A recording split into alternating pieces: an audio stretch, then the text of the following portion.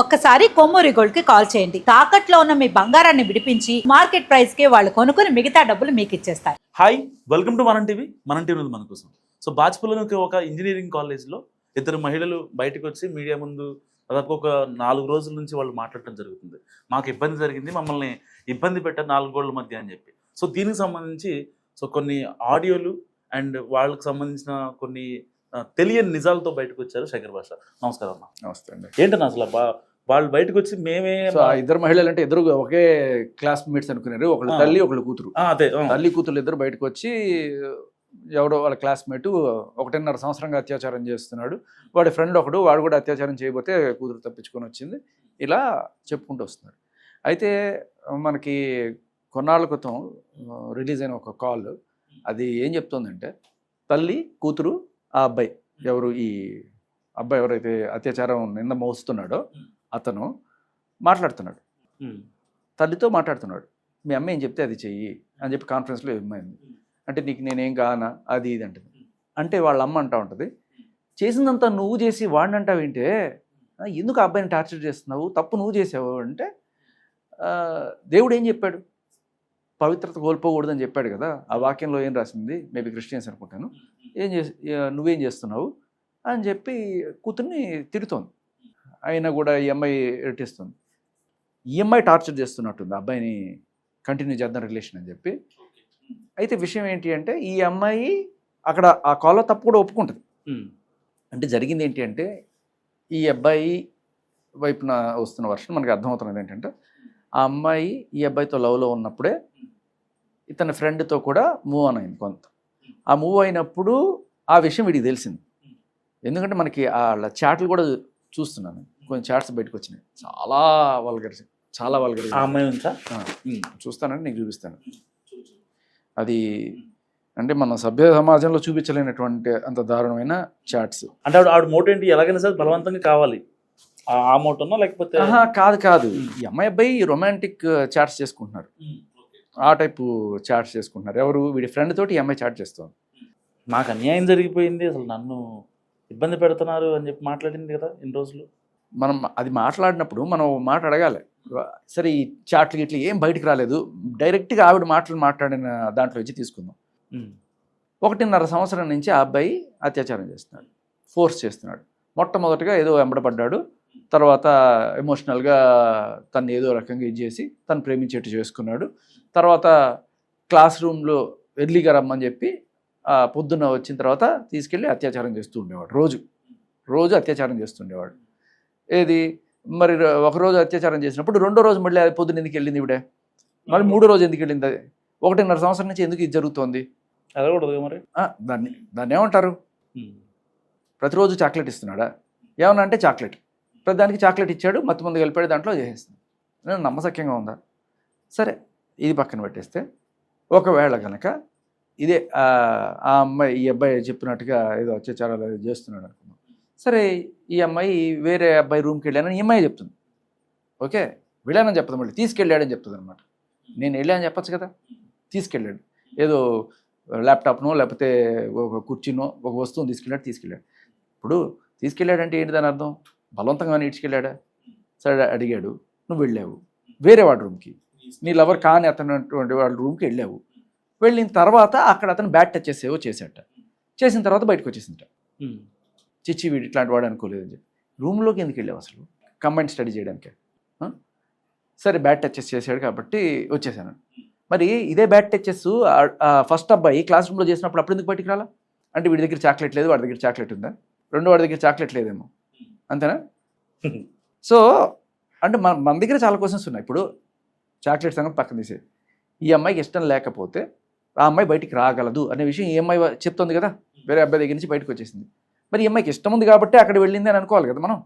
మరి ఇష్టంగా గడిపి 1.5 సంవత్సరం ఒక రోజున వచ్చి అత్యాచారం అంటే, దీనికి తోడు ఆ సెక్యూరిటీ గార్డ్ తప్పంట, ఆ మెకానికల్ హెచ్ఓడిది తప్పంట, ఆ ప్రిన్సిపాల్ది తప్పంట, వీళ్ళందరిది తప్పంట. ఎందుకు అంటే వీళ్ళు చేసిన అసాంఘిక కార్యకలాపాలు ఏవైతే ఉన్నాయో క్లాస్ రూమ్లో, సరస్వతీదేవి కొలువై ఉన్న క్లాస్ రూమ్లో వీళ్ళు ఆ ఎడ్యుకేషన్ మనిషి ఇంకో రకమైన ఎడ్యుకేషన్ ప్రాక్టీస్ చేస్తున్నారు. సబ్జెక్ట్ చదువుకోవాలంటే ప్రాక్టికల్స్ చేస్తున్నారు. ఇది చేసేసినప్పుడు పట్టుబడితే ఈ అమ్మాయి వాళ్ళ అమ్మ వాళ్ళకి వీళ్ళు ఇన్ఫార్మ్ చేయలేదంట. మరి నువ్వెందుకు చేయలేదు? నువ్వన్నా చిన్నపిల్లవా కాదు కదా, నువ్వు మేజర్ కదా, నీకు ఒక రెస్పాన్సిబిలిటీ. మీ అమ్మ వాళ్ళకి నువ్వు తెలియాలి అని నువ్వు అనుకుంటున్నావు అంటే దాని అర్థం ఏంటి? నువ్వేదో చిన్నపిల్లవని నువ్వు అనుకుంటున్నావు. కానీ వీళ్ళు ఏమంటారు పట్టుకున్నప్పుడు, మేము మేజర్స్, మా ఇష్టం వచ్చినట్టు చేసుకుంటాం, మీరు ఎవరు ఆడడానికి లేదు. మన గర్ల్ ఫ్రెండ్ లాంటి సినిమాలు కూడా దీని ఇన్స్పిరేషన్. వాళ్ళు పాపం వాళ్ళ నాన్న హాస్టల్కి వస్తే పాపం ఈవిడితో పాటు ఆయన కూడా కనబడతాడు, గర్ల్ ఫ్రెండ్ బాయ్ ఫ్రెండ్ ఇద్దరు కనబడతారు. తండ్రి గుండె పగిలిపోద్ది. వెళ్ళి ప్రిన్సిపాల్ని అడుగుతాడు. ప్రిన్సిపాల్ని అడిగితే వాళ్ళు అడల్ట్స్ అండి, మేమేం చెప్పలేము వాళ్ళకి, ఒకవేళ మేము వెళ్ళి చెప్పినా కూడా మేము అడల్ట్స్ నీకేంట్రా పని అంటారు. ఇక్కడేమో వాళ్ళు అడల్ట్స్, మళ్ళీ వాళ్ళ అమ్మ వాళ్ళకి చెప్పలేదు ఎందుకంటే నేను చిన్నపిల్లని. కావాల్సి వచ్చినప్పుడు అడల్ట్ గుర్తొస్తారు, తర్వాత ఏమో ఇటువంటి టైంకి వచ్చినప్పుడు మేము చిన్నపిల్లలం అనే రకమైన ఇది చేస్తుంటాం. సో ఆ సెక్యూరిటీ గార్డ్కి రెస్పాన్సిబిలిటీ ఉండాలి, ఆ మెకానికల్ హెచ్ఓడికి రెస్పాన్సిబిలిటీ ఉండాలి. నాకు ఎటువంటి రెస్పాన్సిబిలిటీ ఉండాల్సిన అవసరం లేదు. ఈ అబ్బాయి తీసుకెళ్ళాడు, ఈ అబ్బాయి బలవంతం చేశాడు, ఇంతే మాటలు. నిజం చెప్పాలంటే ఆ కాల్ మీరు కనుక వింటే, ఈ అబ్బాయి వాళ్ళ అమ్మకి ఫోన్ చేసి వాళ్ళ అమ్మతో మాట్లాడుతున్నాడు. మీ అమ్మ చెప్పింది విను అని చెప్పి ఆ అమ్మాయితో చెప్తున్నాడు. అంటే దాని అర్థం ఏంటి? అట్లీస్ట్ ఆ అబ్బాయికి రెస్పాన్సిబిలిటీ ఉంది. అవును, వాళ్ళ అమ్మ చెప్పిన మాట వినమని చెప్పి ఈ అమ్మాయికి చెప్తున్నాడు. ఈ అమ్మాయి వినట్లా. అది ఆ కాల్ సారాంశం. ఇకపోతే ఆ చాట్లు చూడాలి, ఎంత దారుణమైన వల్గర్ చాట్లో. మీరు చూడండి, మీరే చెప్పచ్చు. సార్ నేను చూడొచ్చా?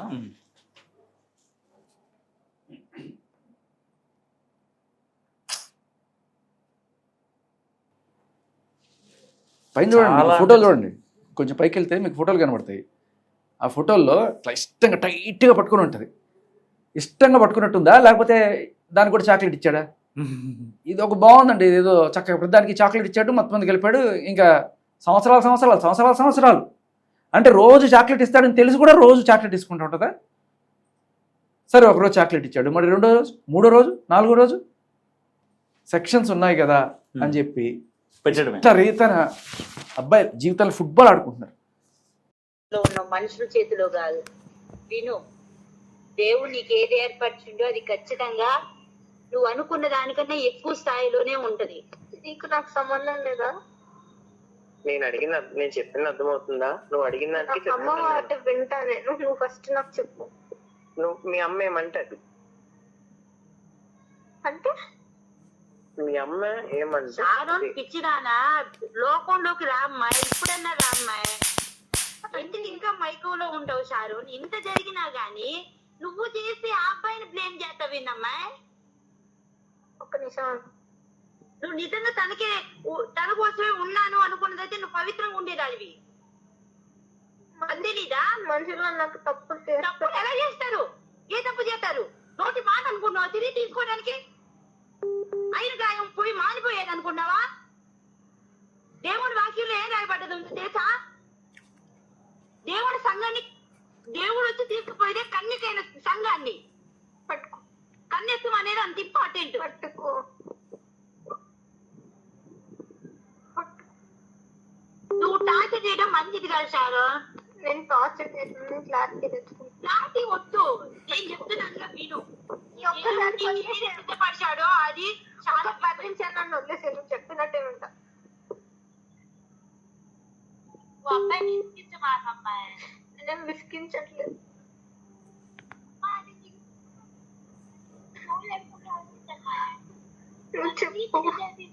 ఏం చెప్పాలి? నాకు ఏ సంబంధం లేదా? నేను షారన్ ఇంతవరకు వచ్చింది కాబట్టి చెప్తున్నా, నువ్వు దయచేసి మీ అమ్మ నాన్న చెప్పిన మాట విని వాళ్ళ ప్రకారం చెయ్యి. 4th year అయిన తర్వాత ఆలోచిద్దాం. ఆలోచిద్దాం అంటే 4th year అయిన తర్వాత అప్పుడు ఆలోచించి నేను వస్తాను.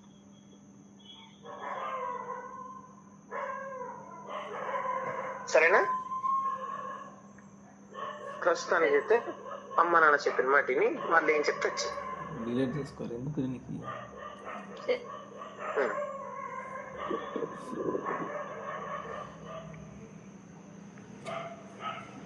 హలో సాత్విక్ అన్న, విన్నావు కదా మొత్తం? వాళ్ళ అమ్మ మాటలు మాత్రం సుఖంగా ఉన్నాయి. వాళ్ళ అమ్మ మాటలు ఏంటంటే పర్ఫెక్ట్ సెట్ కరెక్ట్ చెప్పింది తెలుసా వాళ్ళమ్మ.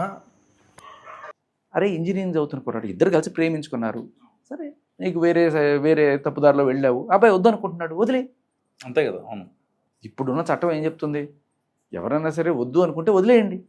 ఒకనొక సిచ్యువేషన్లో ఏదో ఒకటి నీ తప్పు కావచ్చు వాళ్ళ తప్పు కావచ్చు ఏదైనా సరే వద్దు అనుకుంటే వదిలేండి, అమ్మాయి అయినా అబ్బాయి అయినా సరే, దట్స్ ఇట్. అంతకుమించి వాళ్ళని వేధించకూడదు. ఇక్కడ ఎవరు వేధించారు? ఆ అబ్బాయి వేధించాడని చెప్తుంది, ఈ అమ్మాయి వేధిస్తుంది. మీరు ఆ కాల్ వినండి. టార్చర్ చేస్తున్నాడు ఆ అబ్బాయి.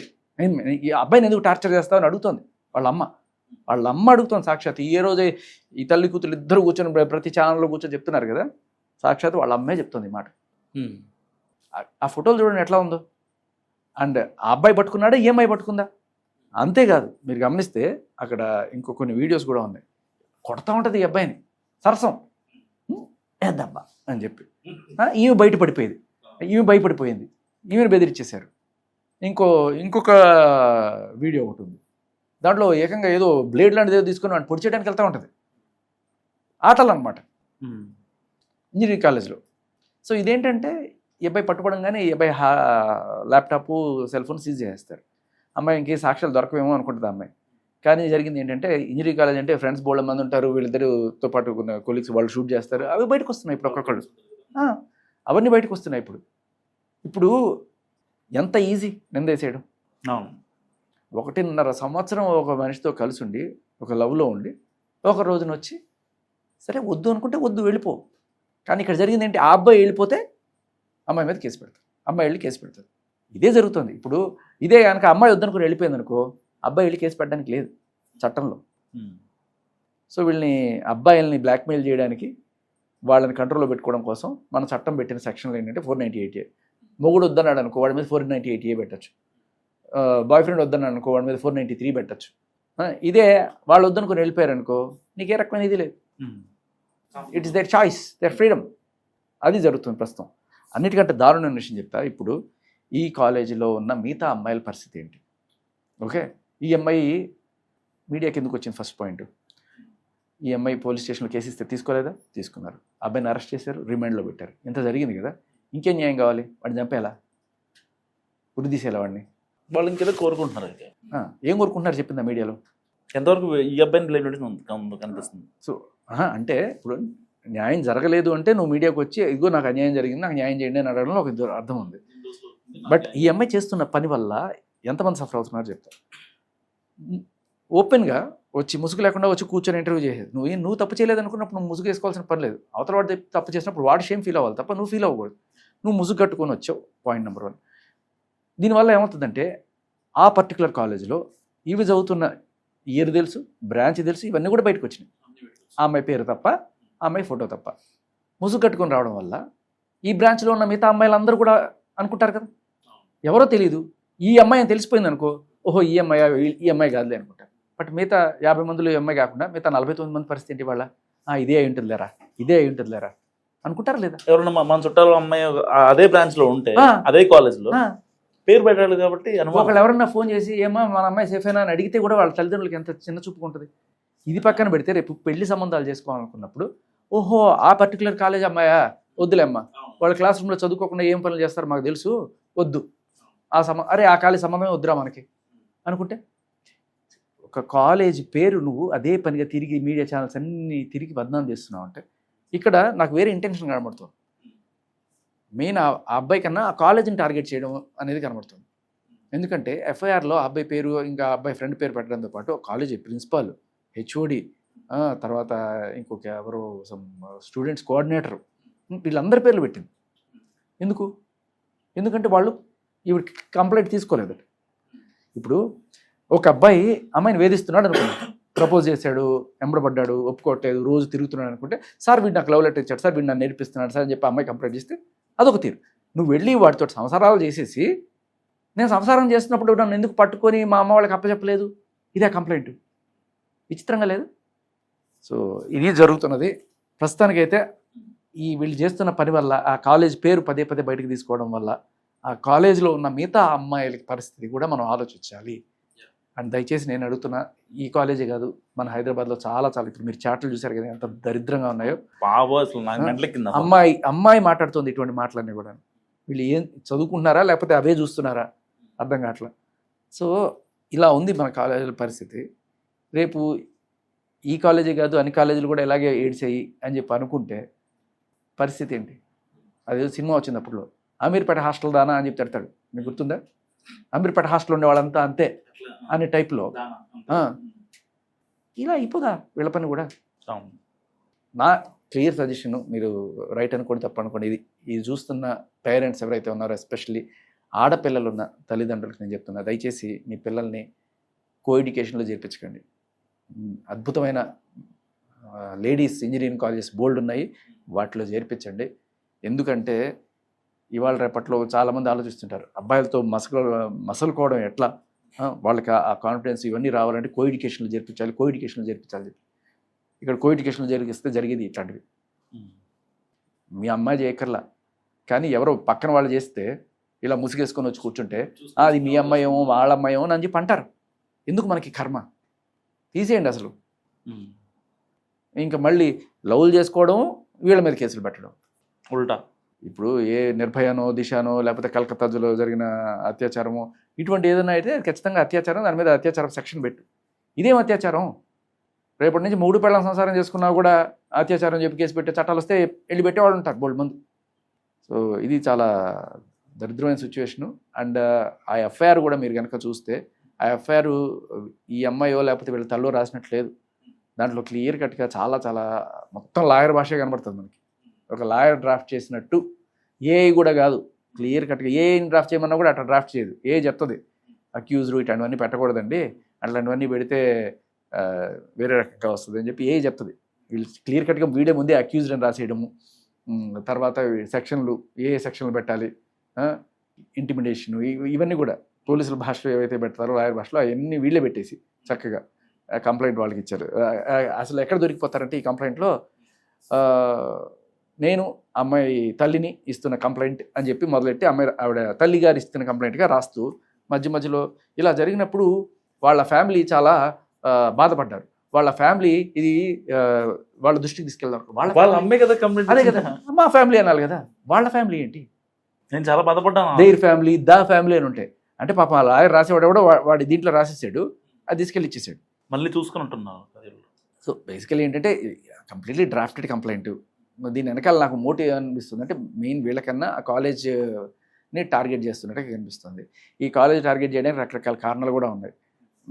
అంటే ఇంతకుముందు కొన్నాళ్ళ క్రితం ఈ కాలేజీలో స్టూడెంట్స్ అందరూ కూడా ఒక టూర్కి వెళ్ళారట. ఈ హిమాచల్ ప్రదేశ్ అటు సైడ్ బియాస్ నది ఏదో ఉంది, ఆ నదిలో ఆ బస్సు ఏదో ప్రమాదం కొంతమంది కొట్టుకుపోవడం అలా జరిగింది.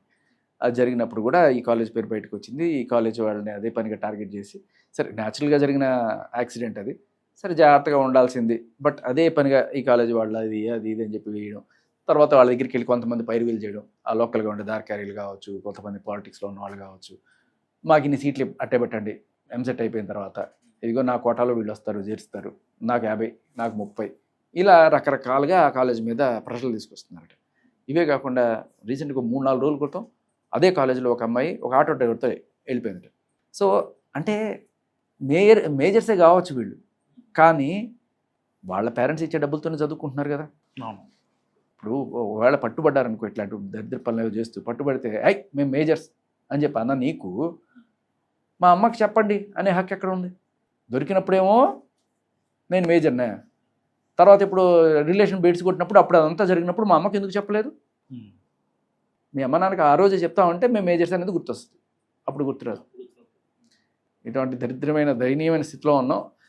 కాలేజీలు ఇటువంటి పరిస్థితుల్లో ఉన్నాయి. అందరు అమ్మాయిలు వెళ్ళి ఇట్లా కంప్లైంట్లు పెట్టుకొని ఈ అమ్మాయి పరిస్థితి ఆలోచించండి ఒకసారి. పెద్ద వింతేం లేదు, ఈ అమ్మాయి ఎవరో అందరికీ తెలిసిపోద్ది. అందరికీ ఇప్పుడు ఆ పోలీస్ స్టేషన్లో ఆయన కంప్లైంట్ పెట్టిన ఇన్వెస్టిగేటింగ్ ఆఫీసర్ ఎవరైతే ఉన్నారో ఆయన కూడా చూసుకోబల్లే అన్నట్టుంది. ఎందుకంటే అత్యాచారపు కేసుల్లో అమ్మాయి పేరు పెట్టకూడదు. FIR is a public document. అయినా కూడా మనం విక్టిమ్ నేమ్ మనకి తెలిసిన చట్టం ప్రకారం విక్టిమ్ పేరు బయట పెట్టకూడదు. బేసికలీ ఇది మీడియాలోకి వచ్చినప్పుడు కాదు, మీడియాకి రాకముందే పోలీస్ చేయాల్సిన పని. విక్టిమ్ అని రాయాలి, ఆవిడ పేరు సీల్ కవర్లో పెట్టి జడ్జి గారికి ఇవ్వాలి. కానీ ఇక్కడ జరుగుతున్నది ఏంటి? ఈ అమ్మాయి ముసుగేసుకుని వెళ్ళి ప్రతి ఛానల్ తిరుగుతూ నాకు అన్యాయం జరిగిందని చెప్పుకుంటూ, పలానా కాలేజ్ అని చెప్పుకుంటూ, పలానా ఇయర్ అని చెప్పుకుంటూ, పలానా బ్రాంచ్ అని చెప్పుకుంటూ ఇంకేం మిగిలింది? అక్కడ ఏ అమ్మాయిని అడిగినా కూడా అమ్మాయి పేరు చెప్పేస్తుంది. ఎందుకు అంటే మా మీదకి వస్తుంది రేపు అని చెప్పి. ఆ అమ్మాయి ఏమైనా అంబిగ్యూటీ ఎందుకు? మమ్మల్ని ఎందుకు అనుకోవాలి? ఆవిడ చేసిన పని వల్ల మేమెందుకు సఫర్ అవ్వాలి? క్లాస్ రూముల్లోకి వెళ్ళి అటువంటి నీచమైన పనులు చేసుకుంటూ చేసేటప్పుడు బాగానే ఉంటుంది, తర్వాత అది నీచమైన పని వాడు చేశాడు. పాలు పంచుకున్న నీకు ఏ రకమైన నీ తప్పు కాదు, నీకు ఏ రకమైన రెస్పాన్సిబిలిటీ లేదు. మనం అందరం ఆవిడని విక్టిమ్ కోణంలో చూడాలి. మళ్ళీ ఇలా ఉంది పరిస్థితి. Thank you. సో ఇది శేఖర్ భాష గారి అనాలిసిస్. మీరేమనుకుంటున్నారా? ఎవరిది మిస్టేక్ అనుకుంటారో మస్ట్గా కామెంట్ చేయండి. చూస్తున్నాను మనం టీవీ.